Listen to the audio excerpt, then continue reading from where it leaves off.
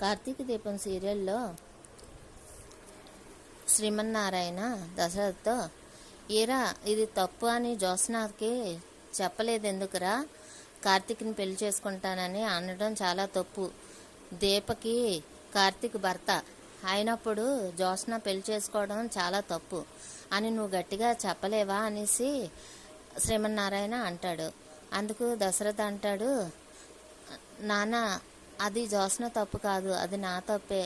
ఎందుకంటే ఫస్ట్ నుంచి జ్యోత్స్నకి నీకు కాబోయే భర్త అని చెప్పేవాడిని, అందువల్ల ఇప్పుడు నేను జ్యోత్స్నకి ఏమీ చెప్పలేను అని అంటాడు. అంటే అయినా సరే ఇప్పుడు దీపకి భర్తని తెలిసింది కదా జ్యోత్స్నకి, ఇప్పుడు చేసుకోనని చెప్పాలి కదా, ఇప్పుడు జ్యోత్స్న చేస్తున్నది తప్పే కదా అని అంటాడు. అవునండి తప్పే అనేసి అంటుంది. ఒక తల్లిగా తను చేసింది కరెక్టే, కానీ మరి నేను చేసిన తప్పుకి నేను ఏమీ మాట్లాడలేకపోతున్నానని అంటాడు దశరథ. అయితే అందరూ నన్ను తిట్టేవాళ్లే కానీ నేను మాత్రం బావనే పెళ్లి చేసుకుంటానని జ్యోత్స్న అంటుంది. అప్పుడు సుమిత్ర, ఏంటి జ్యోత్స్న, ఇంకొకసారి కార్తీకే నా భర్త అన్నావంటే గనక కార్తీక్నే పెళ్లి చేసుకున్నానంటే చంప పగులుతుందా అని గట్టిగా తిట్టి అరుస్తుంది సుమిత్ర. బయటికి పంపించేస్తాను అంటుంది. అప్పుడు ఏమ్మా నన్ను తిడతావు కానీ నువ్వు భావన ఎందుకు చెప్పట్లేదు, ఇప్పటి వరకు నా కూతుర్ని చేసుకుంటానని చెప్పి ఇప్పుడు దీపను ఎందుకు పెళ్లి చేసుకున్నావని ఒక్కటి కొట్టాల్సింది పోయి అందరూ నన్నే తిడుతున్నారు అని జ్యోత్స్న అంటుంది.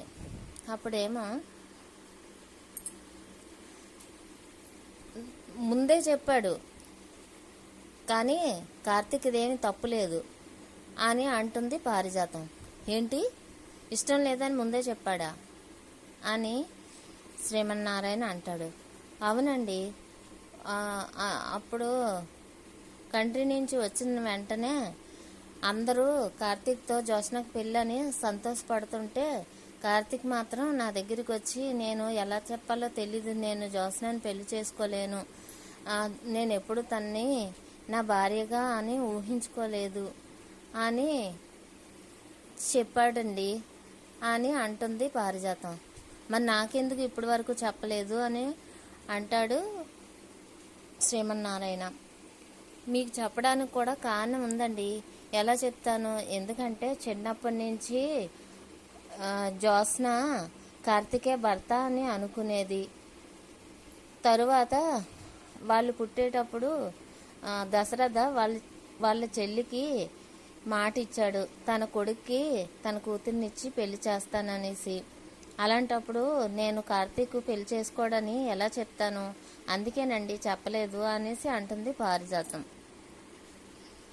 మీరందరూ ఎన్ని చెప్పినా నేను భావనే పెళ్లి చేసుకుంటాను అంటుంది జ్యోత్స్న. ఈసారి ఇంక మళ్ళీ చెప్పను, ఇప్పుడు మాత్రం మెడపెట్టుకొని బయటకు ఎంటేస్తాను, కూతురువని కూడా చూడను, నువ్వు నోరు మూసుకొని ఇంట్లోకి వెళ్ళు, ఇంకొకసారి ఆ మాట అనొద్దని చెప్పేసి సుమిత్ర గట్టిగా తిట్టి లోపలికి వెళ్ళిపోమని చెప్తుంది. దీపాని కూడా, దీప నువ్వు కూడా లోపలికి వెళ్ళమ్మా అని చెప్తుంది. చెప్పి థ్యాంక్స్ రా, నా కూతురికి మేము ఏం చేయాలో మాకు తెలిసేలా చేసావు అనేసి సుమిత్ర అలాగే శ్రీమన్నారాయణ అంటారు. థ్యాంక్స్ ఎందుకు తాత, అత్త, ఇది మన ఇల్లు మన ఫ్యామిలీ, మనం సర్దుబాటు చేసుకోకపోతే ఇంకెవరు సర్దుబాటు చేస్తారు అని అంటాడు కార్తీక్. ఒరే కార్తీక్, మన ఆపరేషన్ జ్యోత్స్న ఆపరేషన్ సక్సెస్ అని నవ్వుతూ అంటుంది పారిజాతం. అవును పారు అంటాడు కార్తీక్. ఏంటి అంటే అది మా ఆపరేషన్ పేరు పెట్టుకున్నావులే అనేసి అంటాడు. అయితే మొత్తానికి కథ సుఖాంతం అయ్యింది, మరదల్ని దారిలో పెట్టావు అనేసి అంటాడు శ్రీమన్నారాయణ. ఇంకా కథ సుఖాంతం అవ్వలేదు మామయ్య, ఇప్పుడే మొదలయ్యింది అని అంటాడు. ఇక్కడ ఇలాగుండగా అక్కడ స్వప్న స్వప్న స్వప్న అని శ్రీధర్ పిలుస్తాడు. వస్తున్నాను నాన్న అంటుంది స్వప్న. కాశీ టిఫిన్ చేసావా అనేసి అంటాడు. తినేసాను మావి గారు అంటాడు కాశీ. వచ్చేసాను ఉన్నానా అనేసి అంటుంది. బేగా తినేసి బయటికి వెళ్దాం నడు అనేసి అంటుంది. అయితే ఎక్కడికి వెళ్తున్నావు అని అడుగుతాడు స్వప్నని శ్రీధర్. అమ్మ నాన్న ఫ్రెండ్స్ తోటి టూర్ వెళ్తున్నాను, రైల్వే స్టేషన్ వరకు కాశీని దేబెట్టమంటున్నాను అనేసి అంటుంది స్వప్న. ఎందుకమ్మా ఫ్రెండ్స్తో వెళ్ళడం? వద్దు అంటాడు కాశీ. లేదు నాన్న, నాకు ఇక్కడ బోర్ కొట్టేస్తుంది, ఇక్కడ నేను కాశీ మొహం చూస్తూ ఇక్కడ ఉండలేను అంటుంది స్వప్న. ఏమా కాశీని భర్తగా అనుకుంటున్నావా నువ్వు? ఒక డ్రైవర్గా అనుకో, అలా అనుకోలేకపోతున్నావా అని శ్రీధర్ అంటాడు. అలా కాదు నాన్న, మామూలుగా చెప్తున్నాను, నువ్వు కంపల్సరీగా చెప్తున్నాను, చెప్పిన ప్రకారంగా నువ్వు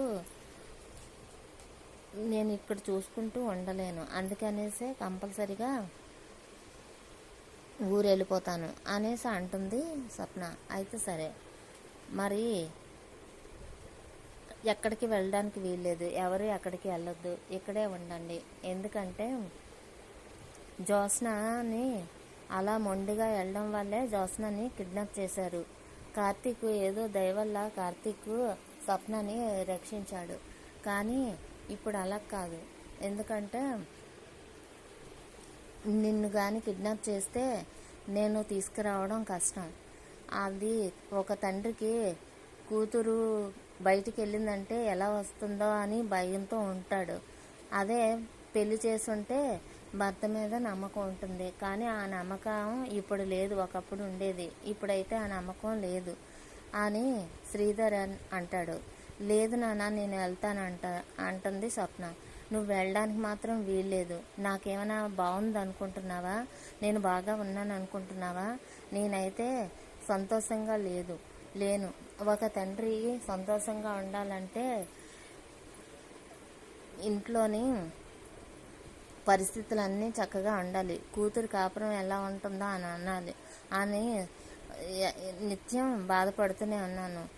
సంతోషం అంటే మనసు హ్యాపీగా ఉండాలి, ఏ కష్టాలు ఉండకూడదు, సుఖనిద్రతో ఉండాలి. అలాంటప్పుడే ఏ బాధలు బంధులు లేనప్పుడే సుఖంగా నిద్రపోతాం, సుఖంగా తింటాము, హ్యాపీగా ఉండగలము అని నేను బయటికి వెళ్తున్నాను, మీరెవరు ఎక్కడికి వెళ్ళకండి, ఇక్కడే ఉండండి అని చెప్పి తింటున్న టిఫిన్ కూడా అలా వదిలేసి వెళ్ళిపోతాడు శ్రీధర్. అప్పుడు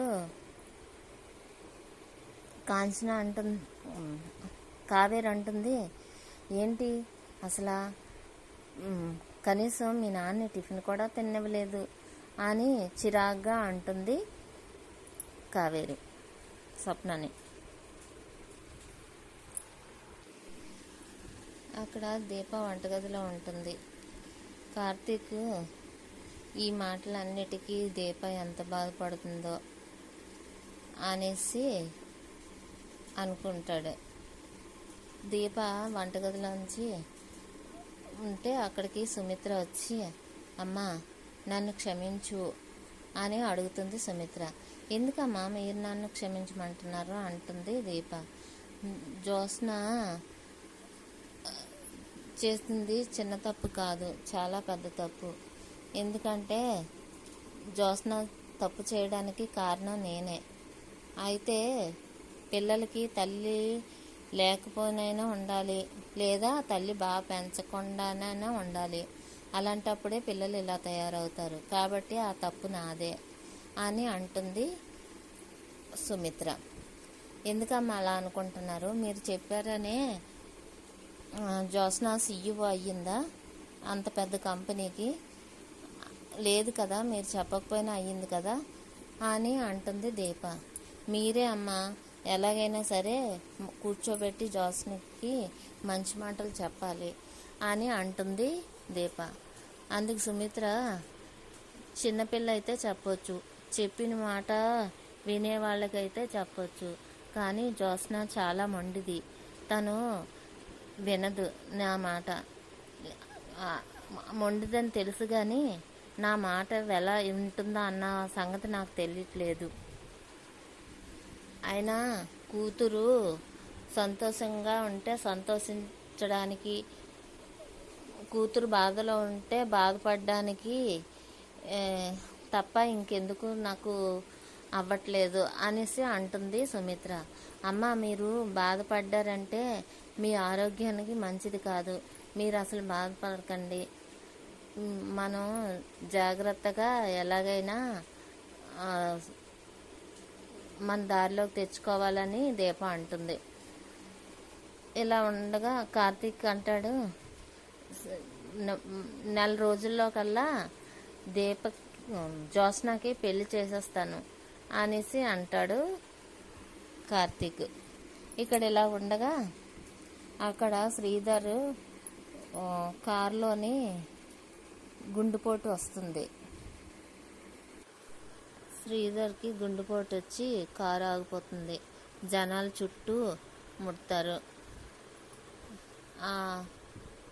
అయితే ఒక అతను వచ్చి, ఏంటో అడ్లగండి అందరూ ఇలా గుమిగూడారేటి అంటే, కారులో ఒక అతను గుండెపోటు వచ్చి చనిపోయారు అనేసి అంటాడు. అప్పుడు డోర్ తీసి, అయ్యో ఇతను చనిపోలేదు, ఇతనికి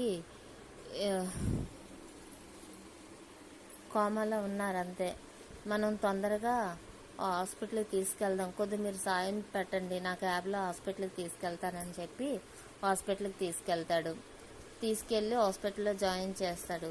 కార్తీక్ ఫోన్ వస్తుంది. కార్తీక్, అయ్యో మా హాస్పిటల్ వేసారు, వెంటనే వస్తానని చెప్పేసి కార్తీక్ హాస్పిటల్కి వస్తాడు. హాస్పిటల్లోని మాస్టారు ఏమైంది చెప్పండి అనేసి అడుగుతాడు. ముందు డాక్టర్ ఏం చెప్పారులా అంటే, అదేంటి మాస్టర్కి గుండెపోటు రావడం ఏంటి అనేసి అంటాడు. అని అసలు ఎందుకని ఎలా జరిగింది అంటాడు. ఈ ఎపిసోడ్ ఇంతటితో ముగుస్తుంది.